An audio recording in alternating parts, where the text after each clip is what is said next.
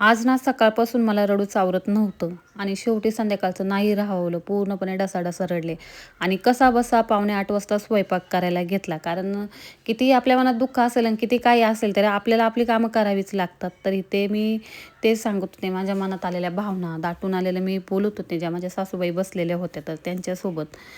इथं आज मयुरीचा बर्थडे होता.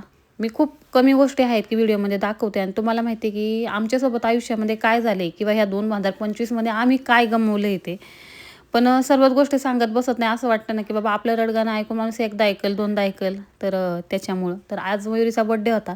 तर आईला दुपारी भेटून आली. आई खूप जास्त रडत होती. आईचं नेहमीचंच चाललेलं आणि खूप वेळा असं होतं सुद्धा माझं की बंद दरवाजा करायचा आणि त्या आठवणी ते सर्व असं वाटतं की बाबा हे खरंच झालंय का? किंवा हे काय विचित्र झालं आणि इतकं सगळ्या गोष्टी पटापट झाल्या ना, की अजूनही बिलीव्ह होत नाही काही गोष्टींवरती. तर शेवटी संध्याकाळच्या टाईमला ते म्हटले फक्त नॉर्मली मयुरीला भेटून तरी येऊ. मयुरीचा बर्थडेच नाही प्रत्येक क्षणी असं वाटतं की बाबा आता असतं तर काय वाटलं असतं, त्याने आता काय बोललं असतं. ह्या सर्व गोष्टी की बाबा दीदीचं हे काम चाललं झालं, दीदी तू हे कर. तो आता काय म्हटला असता. तर फायनली इथं आलो होतो. तर आमच्या अगोदरच मावशीचा मुलगा केक घेऊन आलेला होता. अचानक सर्वजण तिथं आले. ते म्हटले चला जाऊन येऊ. इथं मावस बहिणीचे मिस्टर ते सुद्धा आलेले होते. म्हटलं नॉर्मली मयुरीचा बर्थडे सेलिब्रेट करावा.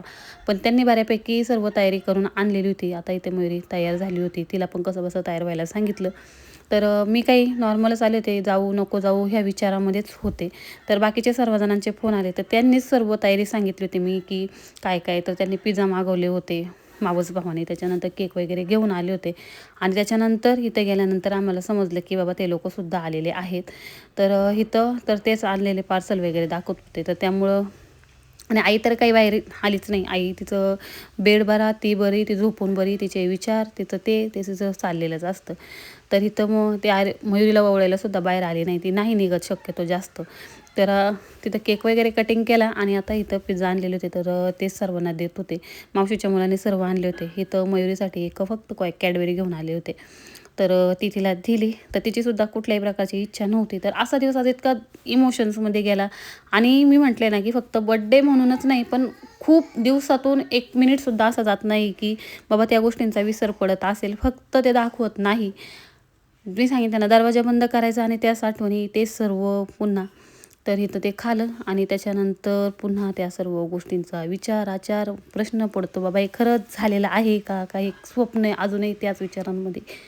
तर असा आजचा दिवस गेला.